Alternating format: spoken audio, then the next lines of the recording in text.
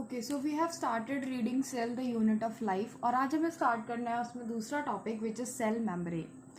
तो पढ़ते हैं सेल मेम्ब्रेन के बारे में। देखो मैंने आपको बताया था, यदि हमने दो सेल्स पढ़े थे, प्रोकैरियोट्स पढ़े थे और यूकैरियोट्स पढ़े थे ना।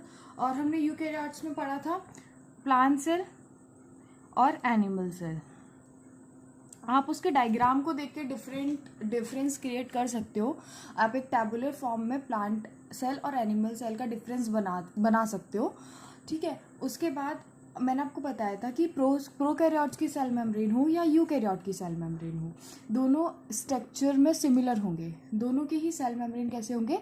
आइडेंटिकल होंगे। सिमिलरली प्लांट का भी जो प्लाज्मा मेम्ब्रेन होगा वो एनिमल सेल, मतलब सबका कुल मिला के जिनमें भी प्लाज्मा मेम्ब्रेन प्रेजेंट है सबका क्या होगा? आइडेंटिकली सिमिलर होगा स्ट्रक्चर। ठीक है, एडिशन में जो प्लांट सेल होते हैं उनमें सेल वॉल प्रेजेंट होता है, बाकी एनिमल सेल में नहीं प्रेजेंट होता है सेल वॉल। ठीक है, उसके बाद पढ़ते हैं सेल मेम्ब्रेन का structure. The detailed structure of cell membrane was studied only after the evident of electron microscope in 1950s। कब हम सेल मेम्ब्रेन की स्टडी कर पाए थे? जब इलेक्ट्रॉन माइक्रोस्कोप की डिस्कवरी हो गई थी। कब हुई थी? 1950s में।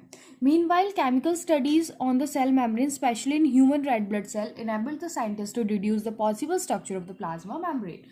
देखो, जब हमें प्लाज्मा मेम्ब्रेन की स्टडी करनी थी तो हमने कौन से सेल्स चूज़ किए थे? Human red blood cells choose किए थे। ह्यूमन रेड ब्लड सेल क्यों चूज़ किए थे? क्योंकि उसमें सेल ऑर्गेनल एब्सेंट होते हैं। तो यदि सेल ऑर्गेनल एब्सेंट होंगे तो सेल मेम्ब्रेन को हम इजीली स्टडी कर पाएंगे। ठीक है, उसके बाद बताया गया the study showed that the plasma membrane is mainly consist of किस का बना होता है? लिपिड्स का और प्रोटीन्स का मिलकर बना होता है। और मेजर क्या होता है इसमें? लिपिड। मेजर लिपिड कौन सा होता है? फॉस्फोलिपिड होता है। कैसे अरेंज होता है? बाई लेयर में अरेंज होता है। किस का बना होता है? लिपिड्स का और प्रोटीन का बना होता है। फिर लिपिड में बोला मेनली फॉस्फोलिपिड होगा, जो कैसे अरेंज होगा? बाई लेयर की फॉर्म में अरेंज होगा।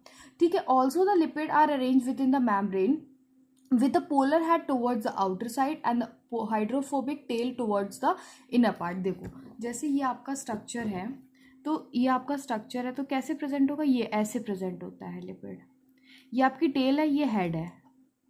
तो हेड कैसा है? आउटर सरफेस पे है और टेल इनसाइड में है। क्यों है? क्योंकि जो टेल होती है वो हाइड्रोफोबिक होती है। मतलब हाइड्रोफोबिक, हाइड्रो मतलब वाटर, फोबिक मतलब फोबिया है किसी चीज़ से। तो टेल को फोबिया किससे है? वाटर से फोबिया है। तो बाहर जो आपका एक्वस इन्वायरमेंट है उससे प्रोटेक्ट करने के लिए टेल को हम ऐसे अरेंज करते हैं। और हेड कैसा होता है आपका? हाइड्रोफिलिक होता है, मतलब वाटर लविंग होता है। ठीक है, आपका ये लिखा हुआ है also the lipid are arrange within the membrane with the polar head towards the outer side and the hydrophobic tail towards the inner part। Tail कहाँ है? अंदर है। और पोलर हेड कहाँ है आपका? बाहर है। पोलर मतलब पोलर हेड है, तो अब वाटर भी कैसा होता है? पोलर होता है। तो लाइक ठीक है, मतलब पोलर मतलब हेड भी पोलर है, वाटर भी पोलर है, तो कोई प्रॉब्लम नहीं होती है फिर। ठीक है, उसके बाद ये क्या इंश्योर करता है? जो नॉन पोलर टेल है, टेल कैसी है? नॉन पोलर है, और हेड जो है वो पोलर है। किसकी बनी हुई है? Non polar tail saturated hydrocarbons की। वो कैसे प्रोटेक्ट करते हैं? हम उसको एक्वस इन्वायरमेंट से प्रोटेक्ट करते हैं।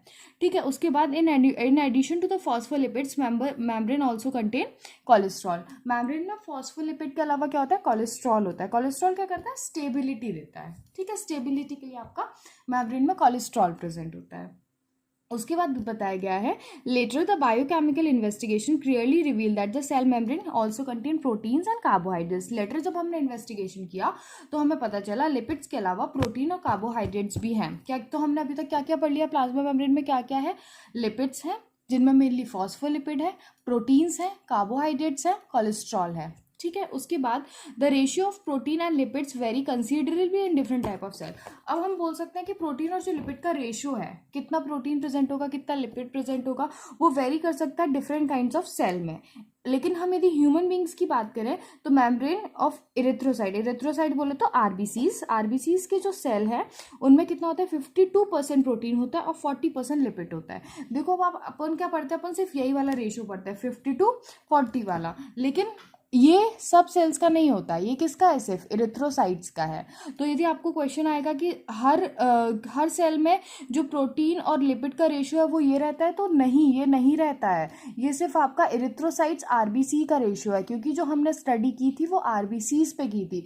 तो हमने जो डाटा है हमारे पास वो आरबीसी का है आपके एनसीईआरटी में। ठीक है।